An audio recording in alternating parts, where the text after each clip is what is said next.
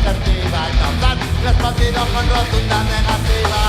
El problema es cuando escapan de las manos, tampoco quieren usar con todos los gallos. ¿Y usted qué opina?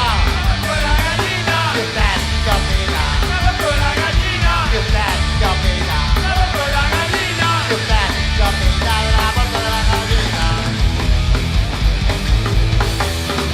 Aprobarlo sería fatal. Todos los animales querrían igualdad. Si esto no fuera el caos, los mandarían cerdos. Si quisieran abortar, deja sobre casi cerdos. ¿Y usted qué opina?